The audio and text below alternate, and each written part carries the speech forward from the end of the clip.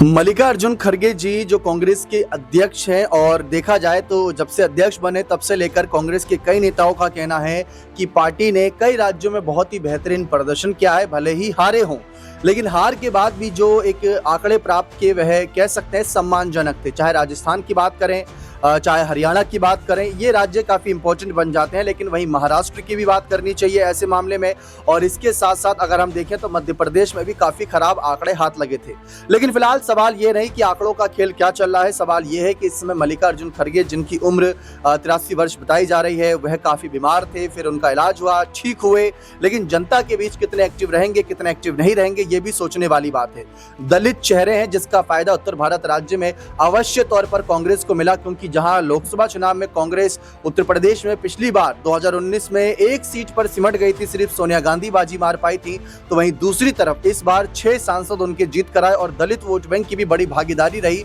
तो उसका असर कहीं ना कहीं थोड़ा बहुत तो पड़ा है। जातिगत तौर पर और सामाजिक तौर पर पॉपुलैरिटी के आधार पर अगर हम भविष्य के नजरिए से बात करें, वैसे तो 2027 तक माना जा रहा है कि कांग्रेस के अध्यक्ष पद का चुनाव होगा, लेकिन जब पार्टी में ऐसी स्थिति बन जाए कि कोई बीमार है या अचानक से कोई इस्तीफा दे दे, स्वास्थ्य कारण हो या कोई और भी कारण हो, उसके परफॉर्मेंस की बात कर ले कि राजनीतिक तौर पर वह उतने आंकड़े नहीं निकाल पा रहा हो, तो बदलाव की मांग उठती है। फिलहाल मल्लिकार्जुन खड़गे जी काफी बेहतर काम कर रहे हैं, ऐसे कांग्रेस के नेताओं के बयान तो सामने आ रहे हैं, क्योंकि 50 सीट पर रहने वाली लोकसभा में कांग्रेस आज करीब 100 के आंकड़े तक पहुंच चुकी है और कई राज्यों में, जैसा कि शुरुआत में बताया, अच्छा प्रदर्शन रहा। लेकिन फिलहाल अब चर्चा एक नई उठ रही है कि अगर भविष्य में कांग्रेस अध्यक्ष पद के लिए इलेक्शन होते हैं या अगर अभी से ही माहौल बनता है, तो कौन से चेहरे हैं जो गुटबाजी करेंगे या कहेंगे कि बाड़ेबंदी का खेल करेंगे, अपने समर्थन में समर्थक जुटाएंगे, बड़े नेता जुटाएंगे, जिससे भविष्य में कल को अगर वो अध्यक्ष पद के लिए उतरे तो वह जीत हासिल कर ले। क्योंकि कांग्रेस यहाँ पर लोकतांत्रिक तरीके से चुनाव करवाती है और इसमें साफ नजर आता है कि गांधी परिवार का जिसे सपोर्ट रहता है उसके जीत के चांसेस ज्यादा बढ़ जाते हैं। तो गांधी परिवार का सपोर्ट इस वक्त किसके साथ है? कौन सा ऐसा चेहरा है जो जातिगत तौर पर भी, सामाजिक तौर पर भी, पॉपुलैरिटी के आधार पर भी यहाँ पर एक लोकप्रियता प्राप्त किए हुए है कि अगर भविष्य में चुनाव हुए तो हाँ, ये चेहरा जो है 99% समझा जाए कि यही जो है अध्यक्ष बन सकता है। यही सवाल हमारा यहाँ पर हमारे वरिष्ठ सहयोगी अमन सर से रहेगा। सर, अभी के हालात को देखते हुए बिहार में चुनाव है और चुनाव में जिस तरीके से हम देख रहे थे, प्रभारियों की जब लिस्ट सामने आई तो अशोक गहलोत को जिम्मेदारी दी गई। गुजरात में जब इन्हें जिम्मेदारी दी गई थी तो काफी बुरी हार कांग्रेस हारी थी, लेकिन वहां पर कांग्रेस नेताओं का कहना था कि इनकी वजह से बीजेपी को दोगुनी मेहनत करनी पड़ गई थी, क्योंकि ये एक बड़े चेहरे थे, उस वक्त राजस्थान के सीएम भी थे, तो वहां से इन्होंने एक अलग बदलाव लहर चलाई थी, लेकिन फायदा नहीं मिला। लेकिन भविष्य के नजरिए से कांग्रेस की जो एक अध्यक्ष कुर्सी है, वे आप किसके पास जाते देख रहे हैं? देखिए, बिल्कुल, और इसमें कोई दो राय की बात भी नहीं दीपक कि अशोक गहलोत अनुभवी नेता हैं, मुख्यमंत्री कई बार रह चुके, राजस्थान के कई अहम पदों पर काम किया है, तो ऐसे में उनका अनुभव का लाभ जो है वो कांग्रेस पार्टी उठाना चाहेगी। और जो अध्यक्ष पद की आप बात करें कि आज नहीं तो कल कांग्रेस पार्टी को चुनाव करना ही पड़ेगा। आप देखिए, खड़गे जी की तबीयत जिस तरह से नासाज रहती है और बीते दिनों तो काफी खराब भी हो गए, तो ऐसे में सवाल यही उठकर सामने आते हैं कि क्यों ना किसी ऐसे चेहरे के ऊपर दाव लगाया जाए जो पार्टी को सही दिशा, दशा और एक तरीके से अपने साथ लेकर चलता हुआ दिखाई पड़े। और यहाँ पर जरूरत ऐसे नेता की है जो पार्टी के साथ में कदम से कदम मिला सके, क्योंकि बिहार में चुनाव है। आप देख रहे हैं कि तमाम जो पार्टियां हैं वो प्रचार प्रसार में जुट गई, तमाम रणनीतियां बनाने में जुट गई, लेकिन कांग्रेस पार्टी यहाँ पर थोड़ी सी पिछड़ती हुई दिखाई पड़ती है, क्योंकि अध्यक्ष ही अगर उनके बीमार रहेंगे तो जाहिर बात है पार्टी के ऊपर इसका असर पड़ता हुआ दिखाई देता है। आपने देखा कुछ दिनों पहले जिस तरह से तेजस्वी यादव दिल्ली पहुंचे थे, मुलाकात हुई, लेकिन उसके बावजूद भी कोई फैसला निकल के सामने नहीं आया। और ऐसे में अगर कोई और अध्यक्ष होता तो शायद बिहार के कई बार चक्कर भी लगा चुके होते। तो ये तमाम चीजें कांग्रेस पार्टी भी देख रही होगी, लेकिन अभी इस तरह से उनको हटाना मुमकिन नहीं है या आसान नहीं है, या कांग्रेस पार्टी भी नहीं चाहेगी कि भाई एकदम से उनको हटा दिया जाए, जब तक वो अपनी तरफ से ना कहें कि भाई मेरी तबीयत खराब है और मैं इस पद को ज्यादा दिनों तक नहीं संभाल सकता। अब ऐसे में महत्वपूर्ण बात ये उठकर सामने आती है कि अब मल्लिकार्जुन खड़गे के बाद वो कौन सा नाम है जो कांग्रेस पार्टी की कमान अपने हाथों में रख सकता है, क्योंकि राहुल गांधी ने पहले ही मना कर दिया कि भाई मैं अध्यक्ष बनना नहीं चाहता। शशि थरूर चुनाव हार चुके हैं, क्या उनके नाम पर विचार दोबारा हो सकता है? अब इन सब नामों के बीच में एक नाम ऐसा है जिसके नाम पर उस वक्त भी जब अध्यक्ष पद का चुनाव हो रहा था खूब चर्चा हुई थी, और वो नाम है अशोक गहलोत का, क्योंकि वो उस वक्त राजस्थान के मुख्यमंत्री थे और यही कह रहे थे कि भाई मैं मुख्यमंत्री ही बना रहना चाहता हूं, अध्यक्ष मैं नहीं बनना चाहता, और उसके बाद वो चुनाव लड़ने से मना कर देते हैं। लेकिन अब चूंकि वो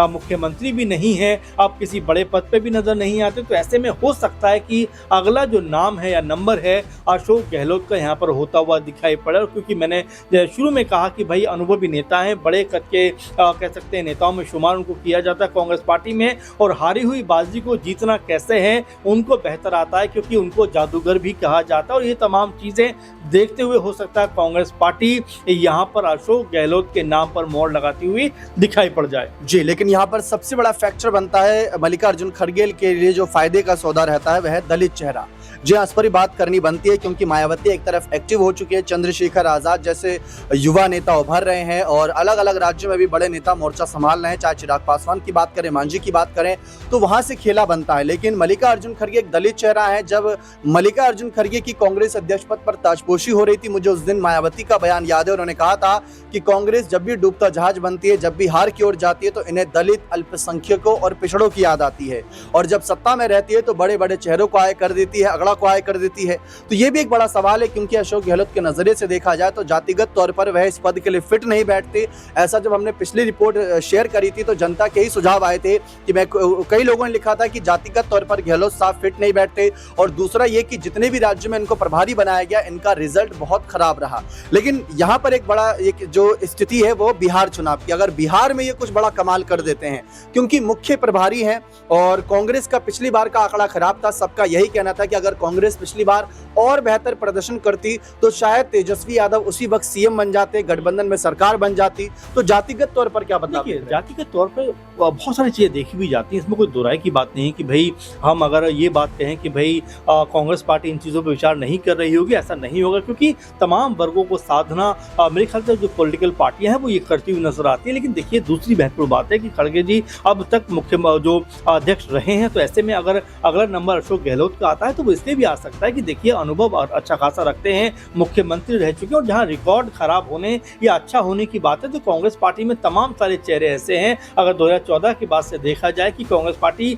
लगातार हाशिए पर रही है, उनको लगातार सीटें कम मिलती रही, लेकिन उसके बावजूद भी बड़े बड़े ओहदे पे लोग काम कर रहे हैं, और यहाँ पर अशोक गहलोत को अगर ये जिम्मेदारी मिलती है तो मेरे ख्याल में वो इसको बाखूबी तरीके से आगे बढ़ाएंगे। बिहार चुनाव में जिस तरह से उनकी भूमिका रहेगी उसमें भी निगाहें लोगों की बनी रहेंगी, भाई उनकी कह सकते हैं कि अगर वो इन्वॉल्व हैं इन चीजों में तो उनकी मदद से कांग्रेस पार्टी कितना बेहतर प्रदर्शन कर पाती है ये भी देखने वाली बात होगी। लेकिन हाँ, ये जरूर है कि अशोक गहलोत कह सकते हैं कि जो चेहरे गिने जा रहे हैं अध्यक्ष पद के चुनाव के लिए, उनमें से एक बड़ा नाम हो सकते हैं, क्योंकि उम्र का भी अगर आप देखें 73-74 साल की उनकी उम्र है, और ये उम्र जो होती है बड़ा तजुर्बे की उम्र होती है, तमाम अनुभव लेकर आप बैठ जाते हो और उसका लाभ अपनी पार्टी को पहुंचाते हुए दिखाई पड़ते हो सकता है कि खड़गे जिनकी उम्र 83-84 के आसपास है, उनके विकल्प के तौर पर अगर देखा जाए अनुभव के लिहाज से, तो मुझे लगता है कि अशोक गहलोत से बेहतर दूसरा कोई चेहरा कांग्रेस पार्टी में नहीं है। वहीं अगर युवाओं के ऊपर जाए तो सचिन पायलट भी हो सकते हैं, और भी कई नाम हो सकते हैं जिनके नामों पर विचार हो सकता है, लेकिन अगर अनुभव को लेकर चलें तो अशोक गहलोत मेरे ख्याल से बेहतर विकल्प कांग्रेस पार्टी के लिए हो सकते हैं। जी, लेकिन क्या कांग्रेस इनके नाम पर विचार करेगी? ये सवाल बहुत बड़ा है, और उससे सवाल पहले ये बनता है कि क्या खड़गे साहब को हटाने पर विचार करेगी या स्वास्थ्य कारणों की वजह से खड़गे साहब खुद हटेंगे? क्योंकि हमने देखा था कि उपराष्ट्रपति जगदीप धनखड़ जी का भी अचानक इस्तीफा सामने आया था स्वास्थ्य कारणों की वजह से ही। तो कई बार ऐसी सिचुएशन बन जाती है कि जब ना चाहते हुए भी आपको पद से पीछे हटना पड़ता है। याद रखिए साल 2027 की शुरुआत में ही उत्तर प्रदेश में विधानसभा चुनाव है, और उत्तर प्रदेश में दलित वोट बैंक काफी बड़े मायने पर है, और जो बड़ी भूमिका अदा करता है सरकार बनाने और गिराने में। ठीक उसी आधार पर कांग्रेस हो सकता है कि खड़गे साहब को तब तक किसी न किसी तरीके से यहाँ पर आगे बनाए रखे। देखते हैं आगे क्या फैसला होता है यहाँ पर राहुल सोनिया का। बने रहे चैनल के साथ, बहुत बहुत शुक्रिया।